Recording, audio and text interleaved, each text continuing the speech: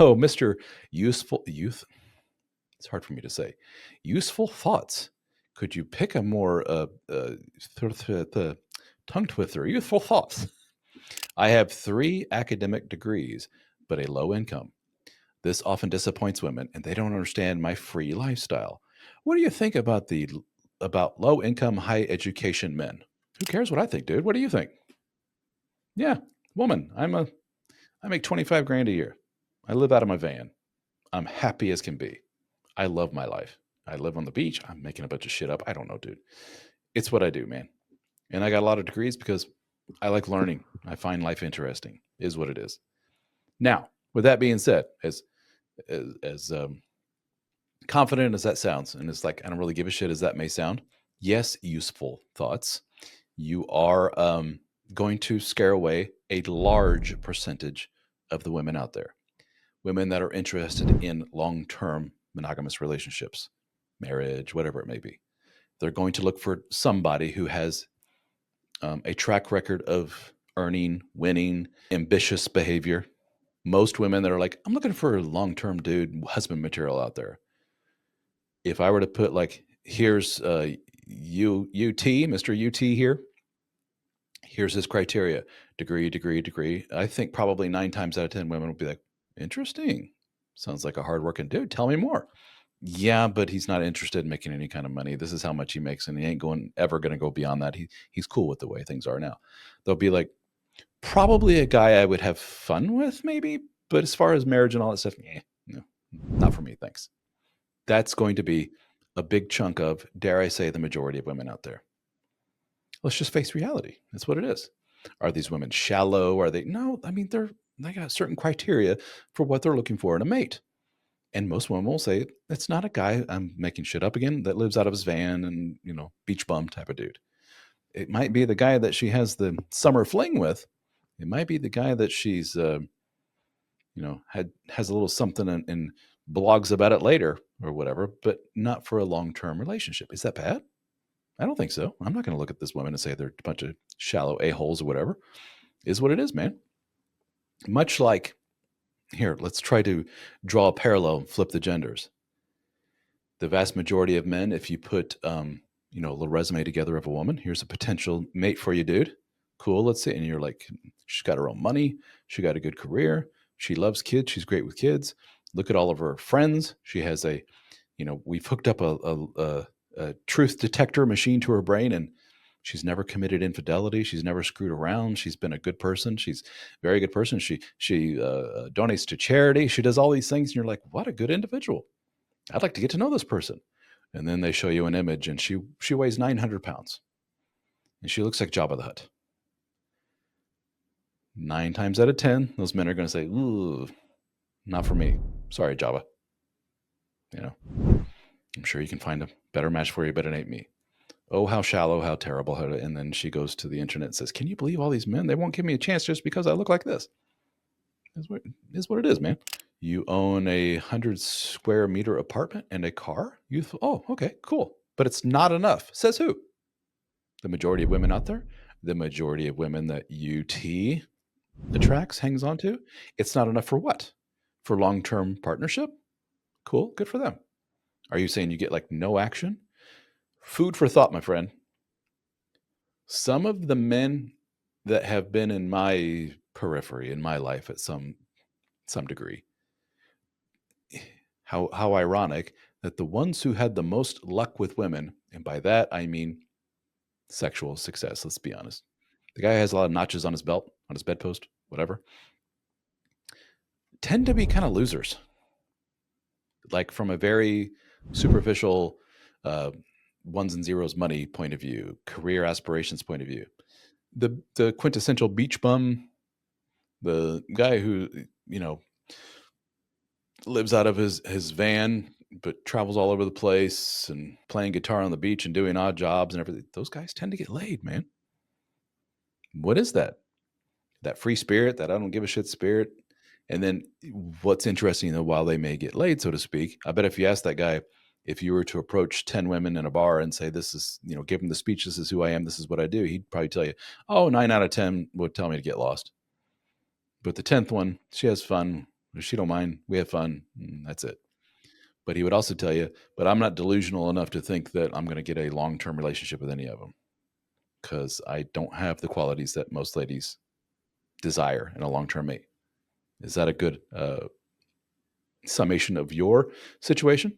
UT says it was not enough for recently a medical doctor, a PR CEO girl, and even an unemployed woman. No matter whom I date, they all want luxury holidays and a house with a garden and a pool. Well, who doesn't want that?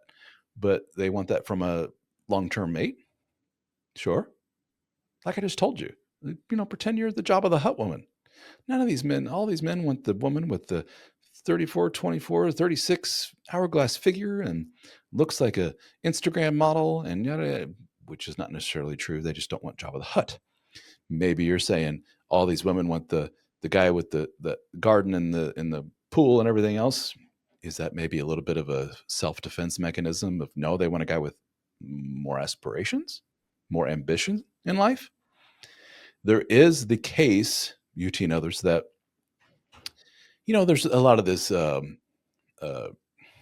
narrative out there of what do women bring to a relationship. Women just cause a lot of anxiety and tension in a man's life, and a lot of men report, once divorced, like the weight's off my shoulders. I'm free to do whatever the hell I want. If I want to stay up a little late and watch the game, I can do that. If I want to go drive to the beach and do this and do that, go fishing, it's just like, holy shit. And their conclusion and all that is, wow, women in my life, when he looks back on this and other relationships, just really are kind of a buzzkill. They just put a big blanket of depression over everything. And then once they're gone, I'm alive again. Sure, that's one way of looking at it. But I'll tell you what, you know me, this is coming from me, very pro male dude. For a lot of guys out there, a lot. Do you know what a woman represents in their life? Something to shoot for, something to impress, someone to impress. Um, there are plenty of men out there who, pre woman, was a guy sitting on his butt playing video games. Not a lot of ambition. Is what it is, man. I got my little part-time job. I got my apartment. I can cover the rent and have a few bucks left over to hang out and have some beers, put food in the fridge. What more does a guy need? Then he meets a woman. She expects more. She expects ambition. And he's like, I guess I'll go over to my uncle's business and get a job selling insurance. I guess I'll work really hard, become an insurance salesman. I guess I'll work and eventually become manager of the insurance. I guess I'll become regional director. I guess. And when he looks back on all of his success later, when he's a 60-some-year-old guy sitting on a pile of money, he's like, I got my wife to thank for a lot of that. If it wasn't for her, I wouldn't have the drive and the ambition to really get going in the world. That's a lot of men. So the conclusion that a lot of guys wouldn't have any kind of sense of go-getterness or whatever, or ambition or whatever in life if it's not for women. I think that applies to a lot of men. Let's just be honest. Not every man. Some men flourish professionally, spiritually, and everything when they're single. They're more wired for the bachelor life. When they're tied down to one woman, they're just like, that just stifles all kinds of creativity, ambition, everything in me. They just become couch potatoes, and then they later in life realize, like, why did I do this? That's a lot of men as well. Mr. Scott, who is a coach within Help for Men. So go to helpformen.com/coaching and look at Scott's bio if you want to learn more about Mr. Scott Tim. He says, if you are measuring yourself with the materialistic standard, the women you are attracting also measuring you with a materialistic standard. There you go, dude. So UT, we're not victim blaming here or pointing the finger at you, but we're like, maybe it's some vibes or wherever social circle you surround yourself in that you are attracting these women who are maybe a little shallow, a little superficial about what they want. I only want a guy who drives a Rolls Royce. If somebody came to me and said, every woman that I'm with wants a man who drives a Rolls Royce, I'd be like, where are you hanging out, dude? What kind of women want a Rolls Royce? I don't know anybody who's got a Rolls Royce. Mr. UT says, I'm happy making around 30K and I have time to walk my dog, enjoy nature, cook, etc. But it doesn't seem what women expect. A normal life. Cool. All right. Dude, that's your world, man. Which do you want? You want to do the typical thing that most women, quote, most women out there want? Or do you want your own little life that you love that's relatively low income but happy? Can't have it all, dude. Back to the Jabba the Hut example. She's like, I like my food. I like my body the way it is. I'm not unhappy with being Jabba the Hut and weighing 900 pounds, but it doesn't seem to be what men want. This sucks. I don't know what to tell you, man.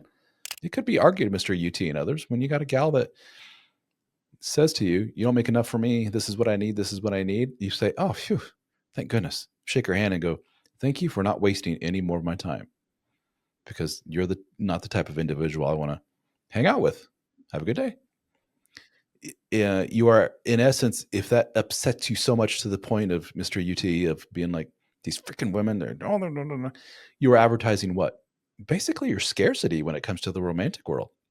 You know, if I'm out and about, and let's say I'm a single dude again, and I'm out meeting some gal, and I just go to some gal that I think is kind of pretty, and I eyeball her and say, she's about my age, and I go, hey, I'm Ralph. What's your name? Nice to meet you. She'd be like, sorry, dude. I don't like bald men. I'd be like, okay, nice to meet you too. But all right, well, have a good one. I wouldn't sit up all night going, freaking women don't like bald guys. That's her opinion, dude. She likes men with hair. Cool. Ironically, I probably wouldn't like a bald woman either, but hey, is what it is. But why would I just be so flippant and be like, good for her. Cool. Because I know she's literally one of millions of women out there. Ain't no big deal, dude. UT, you have a sample size of how many women have turned you down? 672 women have turned you down because of your job? Probably not. What, 12? 20? Keep going, dude. Resign yourself to the fact that you're in for maybe casual relationships that are fun, but probably not going to find a long-term partner the way you want. Has someone or something sold you on the idea that you need a long-term partner to go through life with, and if you don't have them, you're a failure? Is that something to explore? It's not necessarily true. UT says, I had around 40 women in my life. Damn. So we're kind of like the vagabond lover here. You're kind of playing that out, aren't you? I am 43, but it's getting harder. You're 43 now, and it's getting harder, what, to get women? So do you always have like this carousel of women coming in and out of your life?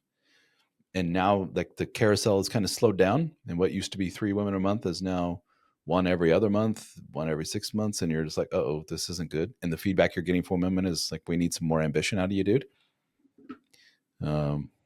Maybe this is the universe telling you it's time to do more, or do you just go, is what it is. I like who I am.